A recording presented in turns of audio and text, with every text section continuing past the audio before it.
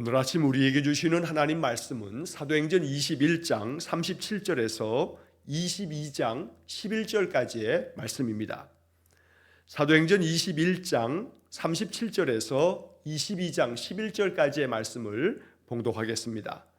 바울을 데리고 영내로 들어가려 할 그때 바울이 천부장에게 이르되 내가 당신에게 말할 수 있느냐? 이르되 내가 헬라 말을 아느냐?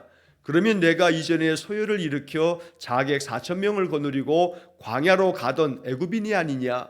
바울이 이르되 나는 유대인이라 소비 아닌 길리기아 다소시의 시민이니 청컨대 백성에게 말하기를 허락하라 하니 천부장이 허락하거늘 바울이 층대 위에 서서 백성에게 손짓하여 매우 조용히 한 후에 히브리 말로 말하니라.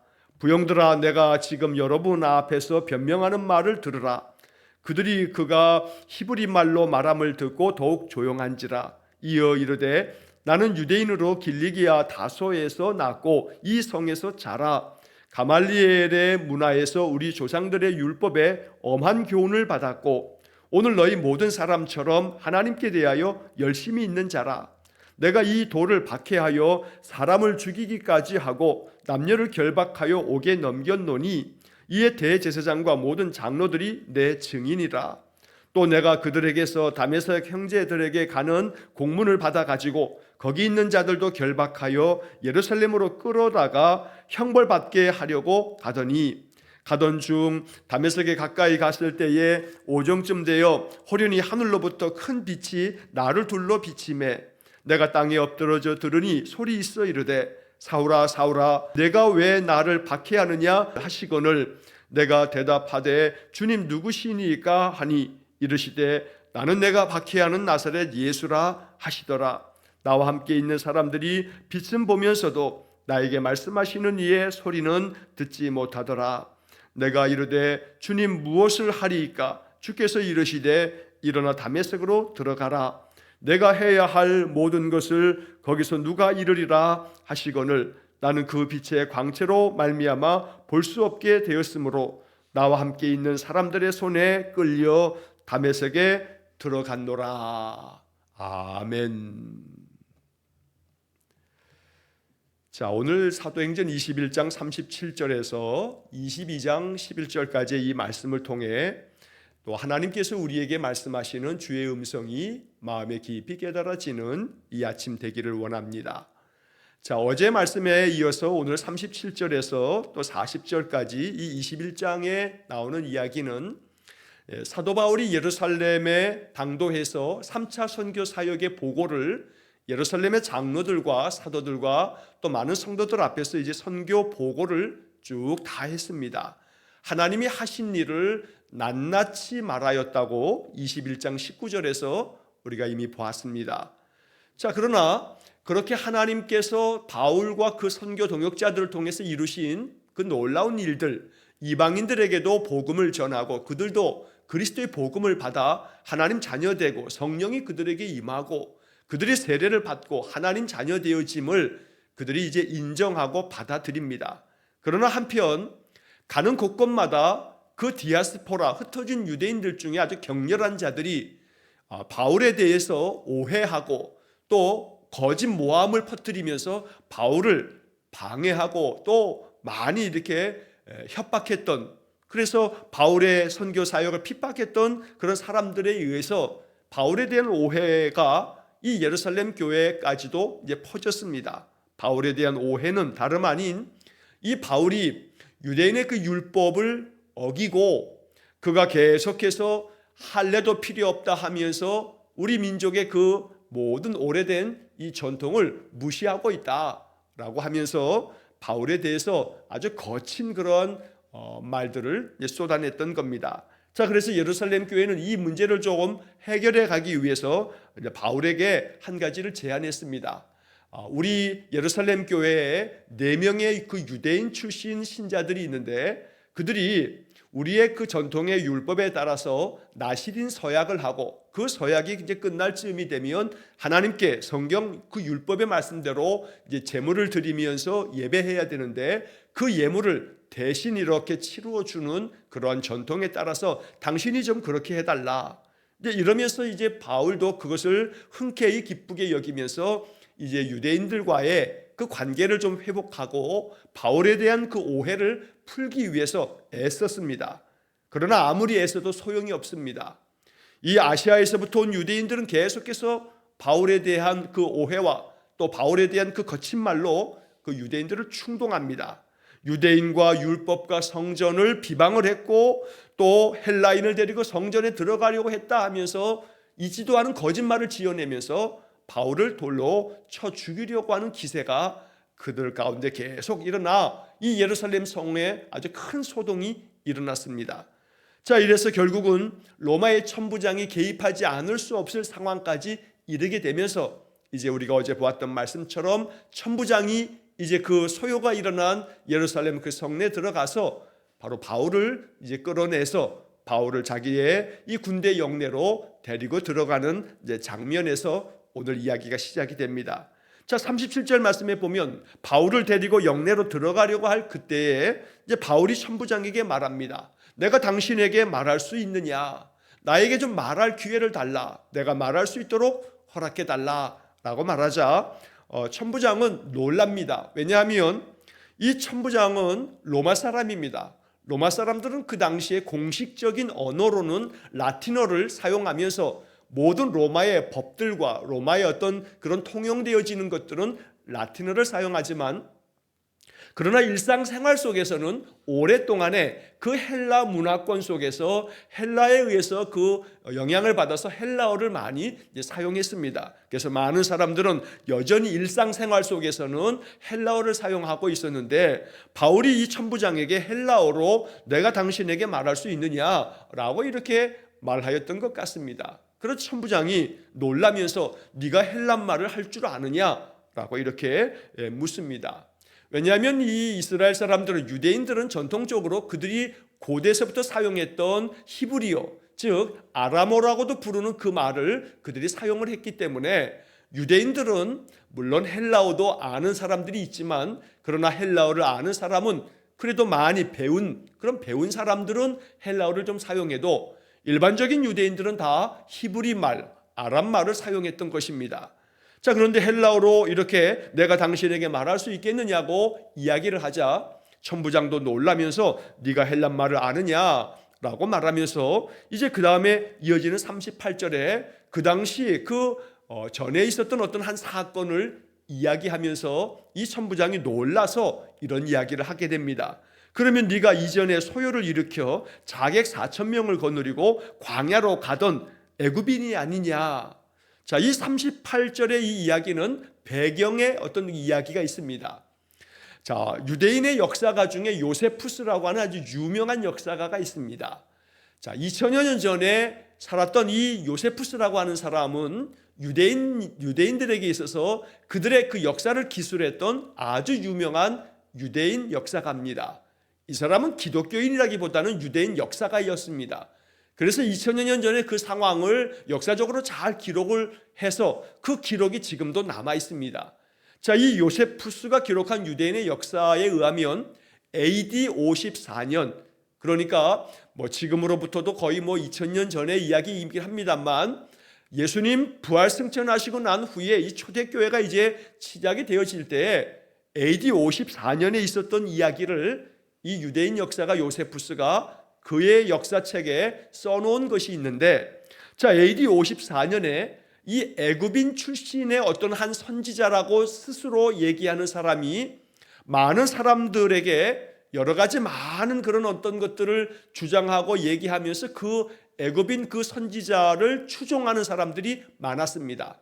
사실은 그 애굽인 출신의 이 선지자는 어찌 보게 되면 사람들을 현혹시키면서 그들에게 자기가 메시아라 주장했든지 그런 거짓 선지자였습니다. 그런데 그 애굽인 어떤 그 선지자를 따르는 추종자가 이 요세푸스의 역사 기록에 의하면 한 3만여 명이 이른다고 합니다. 자, 이들은 예루살렘 성전 건너편에 있는 그 감람산을 본거지로 하면서 거기서 많이 그들이 이렇게 많은 소동을 일으키기도 하고 이제 그랬었는데, 이 애굽인 거짓 선지자를 추종했던 그 3만여 명의 그 사람들에 대해서 그 당시에 로마 총독이었던 벨릭스가 그들을 진압하고 해산을 시키고 많은 자들을 옥에 가두기도 하고, 그러던 중에 그 주모자이기도 했던 그 애굽인 거짓 선지자는 도망을 쳤습니다. 그 도망을 칠 때 함께 했던 자들이 한 4천여 명을 거느리고 이제 도망을 쳤던 이야기를 지금 이 38절에서 말하는 겁니다. 그 애굽인 그 거짓 선지자가 그렇게 광야로 도망치고 난 다음에 그의 소식을 듣지 못했는데, 바울이 등장하면서 이 예루살렘에 많은 소동이 일어나는 것을 보고 이 천부장, 로마 사람 천부장은 그때의 일을 기억하면서 네가 그때 사라졌던 그 애굽인 그 거짓 선지자, 그 선지자가 네가 맞냐라고 지금 묻고 있는 겁니다. 자, 바울은 이 천부장의 질문에 대해서 그렇지 않다고 말합니다. 나는 유대인이다. 나는 헬라인 아니고, 나는 애굽인 아니고 나는 유대인이다. 그리고 나는 작은 성읍이 아닌 길리기아 다소의 시민이다 라고 말합니다. 길리기아 다소는 바울이 태어났던 바울의 고향입니다. 튀르키예 남쪽에 있는 그 갈라디아 지역, 바로 그 동쪽에 이 길리기아 지역이 있습니다. 그래서 갈라디아 지역은 이 튀르키예 남쪽에 해당되고, 그 남쪽에서 좀 더 동쪽으로 가면 길리기아라고 하는 큰 지역 안에 바로 이 다소라고 하는 도시가 있는데, 이 다소도 사실은 작은 도시가 아닙니다. 그래서 바울이 얘기할 때에 소읍이 아닌 작은 읍내, 작은 도시가 아닌 바로 길리기아 다소, 그 당시에 로마의 문화가 또 로마의 여러 가지 많은 그런 행정의 그런 수도였던 이 다소 땅에 거기서 나는 태어났다고 이야기를 하는 겁니다. 그래서 나는 길리기아 다소의 시민이다. 자, 내가 이 백성들에게 말할 수 있는 그런 기회를 허락해 달라라고 이렇게 요청을 하자 천부장이 허락을 합니다.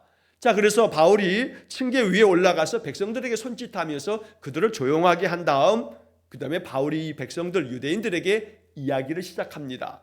자, 그런데 오늘 40절 말씀의 마지막 부분에 보면 히브리 말로 말하니라 라고 이렇게 표현되어 있습니다. 천부장에게 말할 때는 헬란말로 말했던 바울이 이제 이 유대인들에게 말할 때는 그들의 언어인 히브리 말로 이야기를 시작합니다. 그만큼 바울에게 있어서는 참 많은 능력이 있는 사람입니다. 뒤에서도 우리가 이제 본문에서 보겠습니다만 3절 말씀에서 22장 3절에서 자기는 가말리엘의 문화에서 배웠다라고 이렇게 표현하기도 합니다. 그 당시에 가말리엘은 유대인 랍비 중에 최고의 랍비로 손꼽혔던 사람입니다.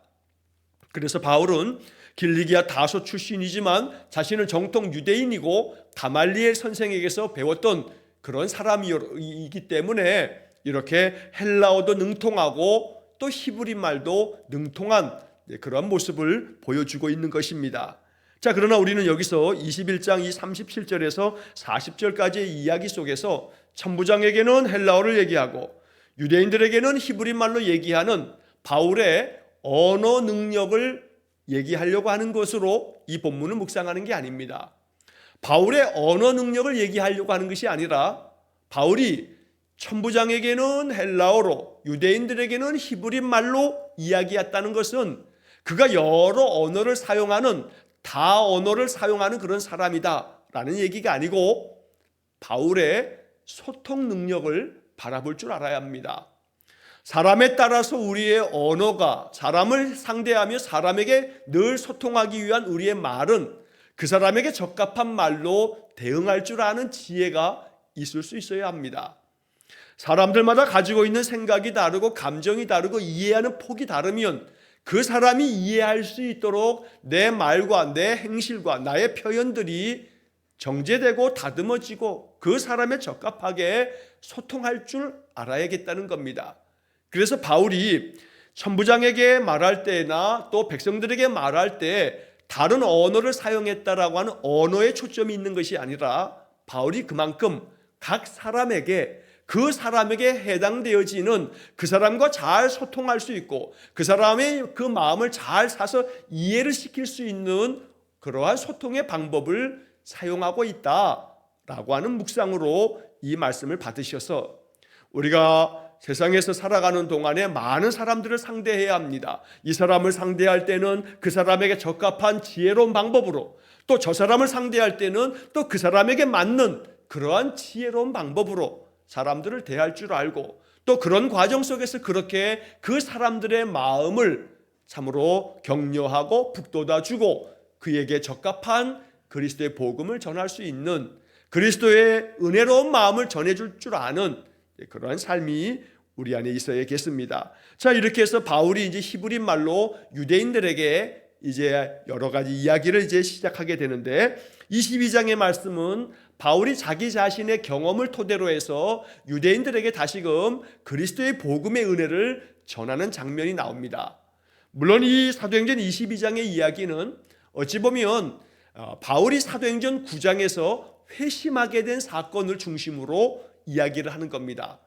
사도행전에는 사도 바울이 예수를 믿게 되었던 사도 바울이 예수 그리스도를 만나면서 그가 전적으로 회개하고 돌아서게 됐던 그 다메섹 사건을 3번 기록하고 있습니다.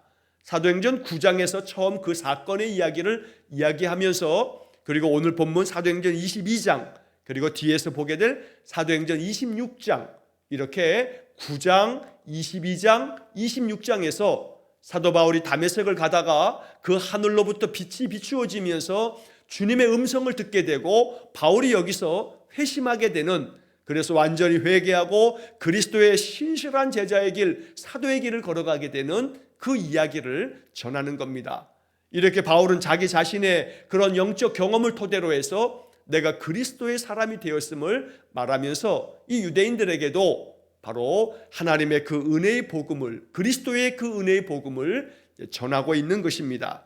자, 22장으로 넘어와서 1절에 보면 부형들아 내가 지금 여러분 앞에서 변명하는 말을 들으라. 여기 부형들아 라고 하는 말로 시작합니다. 잠시 전까지만 하더라도 이 유대인들은 바울을 죽이려고 했습니다. 많은 폭동이 일어날 만큼 이 예루살렘에 온통 소동이 일어나니까 로마의 천부장까지 동원이 돼서 바울을 그들 가운데서 결박하여 자기의 군대 진영으로 데리고 들어가려고 했습니다.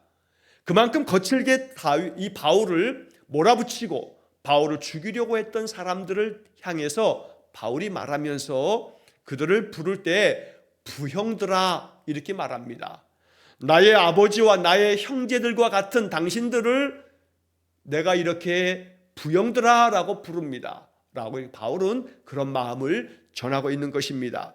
자, 그처럼 자기를 죽이려고 하는 사람들조차도 그리스도 안에서 또 하나님 안에서 그들은 모두가 다 내 부형들이다. 나의 아버지요 나의 형제들이다 라고 하는 그런 마음으로 이렇게 그들을 부르면서 내가 지금 여러분 앞에서 변명할 말을 가지고 있으니 내 말을 들어달라고 이야기합니다. 자, 여기서 변명하는 말 이렇게 번역이 됐습니다만 바울은 자기 자신이 전하였던 그리스도의 복음을 이 자리에서 내가 이야기하겠다는 겁니다. 당신들이 나에 대해서 오해하고 있기 때문에 오해하고 있는 부분도 내가 풀어주기 위해서 내가 나 자신을 변호하고 변명할 말을 이제 할 테니 내 말을 좀 들어달라라고 말하면서 히브리 말로 그들에게 이야기를 합니다. 자, 그러자 22절 말씀에 보면 그들이 그가 히브리 말로 말함을 듣고 더욱 조용한지라. 자, 바울이 이방인들을 선교하는 그 이야기들을 전해 들었기 때문에 바울이 그 자꾸 이방인들 편에 서서 이방인들과 함께하니 이 사람의 출신이 혹 저 헬라 사람 아닌가 하는 오해도 적잖이 받기도 하고 왜 유대인들을 편들지 아니하고 이방인들을 편드나라고 하는 것 때문에 유대인들은 격한 마음으로 바울을 죽이려고 했던 겁니다. 그러나 바울이 자기들이 사용하는 히브리 말로 말하는 것을 들으면서 그들은 더욱 조용하게 바울의 말을 경청하게 됩니다. 그리고 3절 이하의 말씀서부터 이제 그들을 향한 바울의 이제 설교가 그 말씀 전함이 이제 시작이 됩니다. 자, 3절에 보면 나는 유대인으로 길리기아 다소에서 났고 이 성에서 자라 가말리엘의 문화에서 우리 조상의 율법의 엄한 교훈을 받았고 자기도 정통 유대인이다 라고 하는 것을 강조하는 겁니다. 길리기아 다소에서 태어났지만 나는 이 성 예루살렘에서 성장했고 이 성 예루살렘에서 자라면서 최고의 스승인 가말리엘 선생님에게서 내가 많은 학문을 배웠다고 말합니다. 그러면서 유대인들이 늘 중히 여기는 율법의 엄한 교훈을 받았다. 그래서 나도 율법에 대하여서는 그 어떤 누구보다 철저하게 율법을 지키는 유대인이라고 자기 자신을 먼저 이야기합니다. 그리고 이어서 오늘 너희 모든 사람처럼 하나님께 대하여 열심 있는 자라 라고 자기 자신을 말합니다. 당신들처럼 나도 하나님께 대해서 열심히 있는 자다. 그래서 나는 그 열심으로 지금까지 이 그리스도 예수를 따르는 사람들에 대해서 내가 얼마나 많이 박해했는지 모른다. 그래서 4절 말씀에 내가 이 돌을 박해하여 사람을 죽이기까지 하고 남녀를 결박하여 옥에 넘겼다. 이 사람을 죽이는 데까지 했다는 것은 바로 우리가 앞에서 보았던 스데반을 죽이는 자리에 가장 주동했던 자가 바로 이 바울이었던 겁니다. 바울은 자기가 그렇게 하나님께 대해서 율법에 대해서 열심 있게 이 그리스도의 도를 따르는 자들에 대해서 내가 그들을 박해하고 심지어 그들 가운데 스데반을 죽이는 자리에 내가 주동이 되어서 그를 죽이기까지 했고 예수를 믿는 사람들을 내가 결박해서 감옥에 넘겨주기도 했었다. 그뿐만이 아니라 5절 말씀에 대제사장과 장로들에게서 내가 허락을 받아서 이제 그들이 나의 증인이 될 텐데 내가 사내들인 공회 대제사장과 증인 이 장로들에게서 내가 공문을 받아가지고 허락되어진 이 공문서를 가지고 다메섹에 많은 예수를 따르는 자들이 있다 해서 그들을 잡으러 가던 중이었다. 그래서 그들을 다 결박해서 예루살렘에 끌고 와서 형벌을 좀 받게 하기 위해서 내가 다메섹으로 가던 중이었다. 자, 그런데 그 가던 중에 6절 말씀에 다메섹에 가까이 갔을 때에 그 낮 12시쯤 되어지자 호련히 하늘로부터 큰 빛이 나를 둘러 비치면서 소리가 들렸다.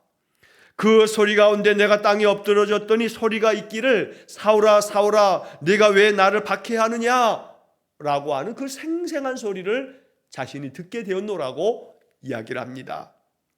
그때 내가 주님 누구십니까? 라고 묻자 나는 네가 박해하는 나사렛 예수라 하는 음성을 자기가 분명히 들었노라고 지금 이렇게 간증하는 겁니다. 말씀을 전하고 있습니다. 나와 함께 했던 사람들은 빛은 보고 있었지만 나에게 말씀하시는 이의 그 소리는 듣지 못하고 나만 그 소리를 분명하게 들었노라고 바울이 말하고 있습니다. 자, 그러면서 바울은 주님께 자신이 얘기했던 내가 그러면 무엇을 해야 하겠습니까? 나에게 말씀하시는 그 음성 앞에서 바울은 주님 무엇을 내가 하리까? 라고 물었을 때 주님께서 나에게 들려주신 말씀은 일어나 다메섹으로 가라. 그러면 다메섹에 들어가면 너에게 해야 할 일을 말해줄 사람이 있을 거다. 누군가가 너에게 무엇을 해야 할지를 말해줄 것이라고 말씀하셨다는 겁니다. 바울이 이렇게 해서 여러 사람들의 도움을 받아서 이제 다메섹으로 들어갔을 때에 하나님께서 아나니아 선지자를 그에게 보내서 그로 하여금 안수하여 기도할 때에 바울의 눈에 비늘이 다 벗겨지면서 바울이 이제 다시 새 생명으로 빛을 보게 되고 주께서 말씀하신 말씀대로 되어지는 그 생생한 경험을 통해서 더 이상 어떤 변명도 할 것이 없이 그리스도의 멤버된 그리스도의 제자요 사도가 되어졌던 자신의 이야기를 들려주고 있는 것입니다. 자, 오늘 이 이야기는 앞서 말씀드린 것처럼 사도행전 9장에 기록된 이야기입니다. 바울은 자신이 경험했던 그리스도 예수님에 대한 이야기를 지금 들려주고 있는 것입니다. 오늘 우리는 이 말씀을 읽으면서 그 중에 9절 말씀을 다시 한번 좀 보시면서 이 9절 말씀을 마음 깊이 묵상하는 이 하루가 되길 원합니다. 다시 한번 9절을 보시면 나와 함께 있는 사람들이 빛은 보면서도 나에게 말씀하시는 이의 소리는 듣지 못하더라. 바울은 그 자기에게 말씀하시는 분의 그 소리를 분명히 듣고 있습니다.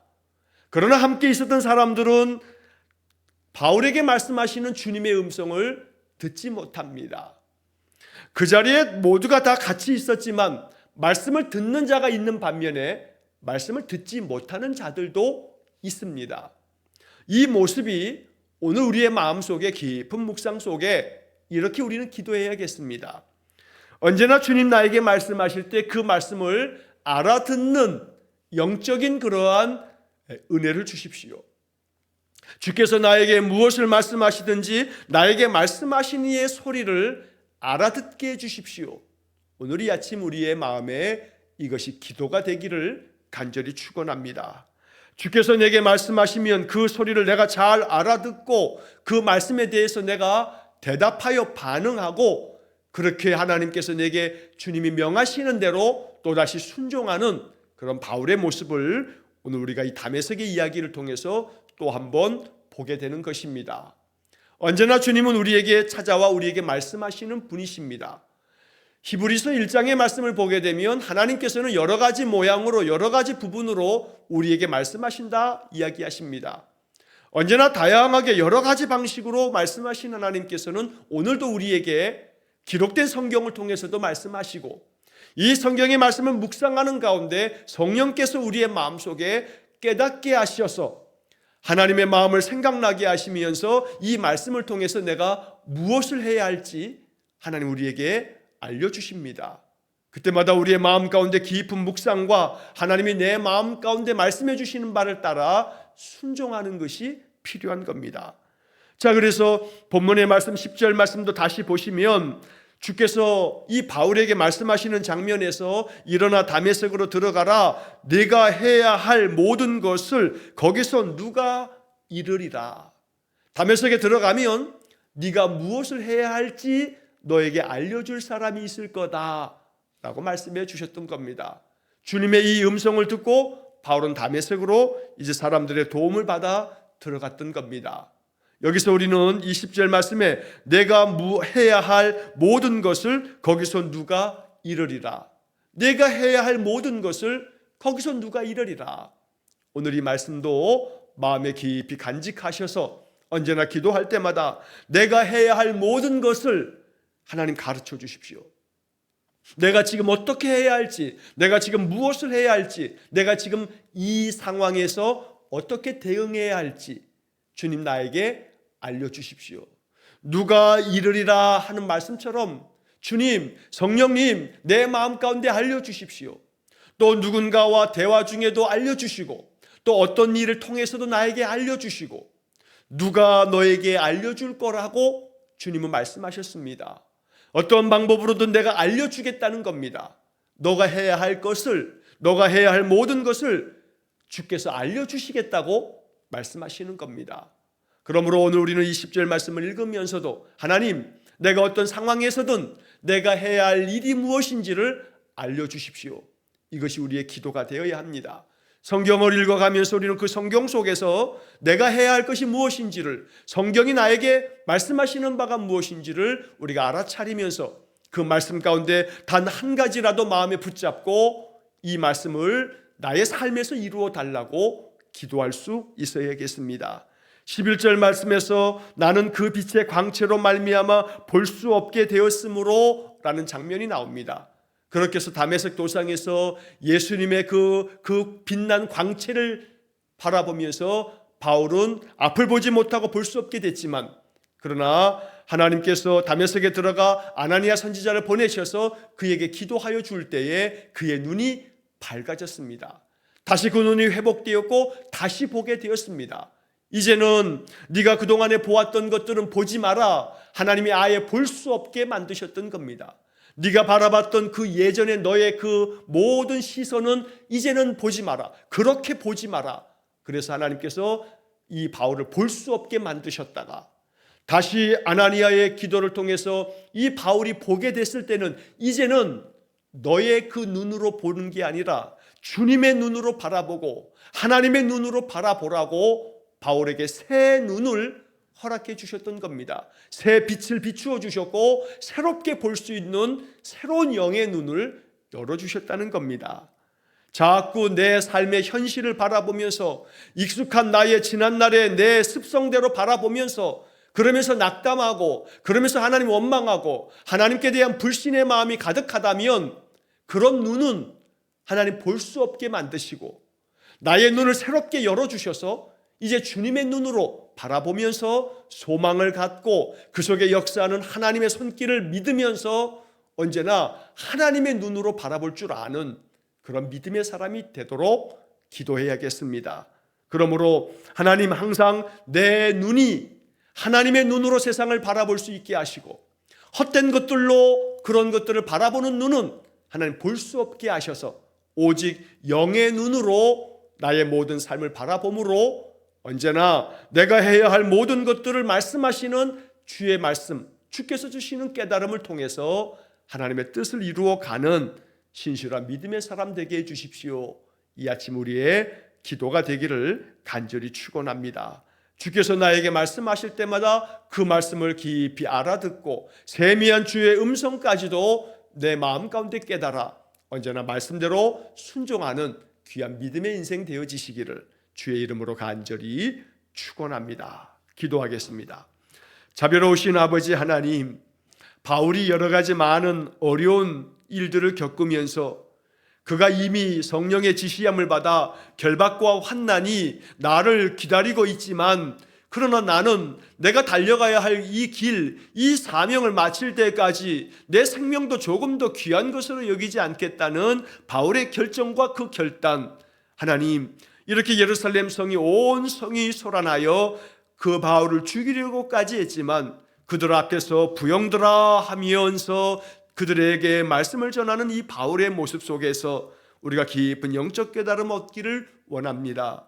언제나 늘 나의 삶의 자리에서 겪게 되는 많은 상황 속에서 주님이 주시는 마음으로 그 모든 것들을 해석하고 주의 뜻을 따라 내가 해야 할 일들을 주님 가르쳐 주셔서 그대로 순종하며 행할 수 있도록 은혜를 내려 주옵소서. 무엇보다 우리 성도들에게 주의 말씀을 세미한 음성까지 알아들을 수 있는, 주의 말씀을 들을 줄 아는 영의 귀를 열어주시고 그 말씀대로 우리 해야 할 일을 온전히 감당하는 신실한 믿음의 사람 되게 해 주옵소서. 오늘 한 날도 늘 우리의 마음 가운데 말씀하시고 주의 말씀 따라 순종함을 통해 하나님의 놀라운 은총의 표적이 우리 성도들의 삶 속에 더욱 풍성하게 나타나는 은혜를 내려 주옵소서. 한날의 모든 삶을 주님께 의탁하오며 예수님 이름으로 기도하옵나이다.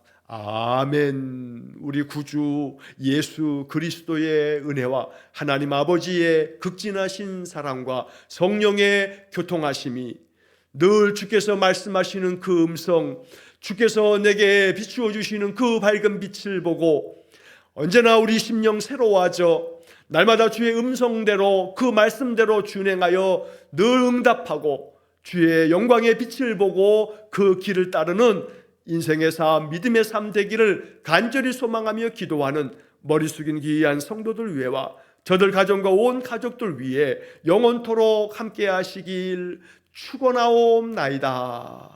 아멘.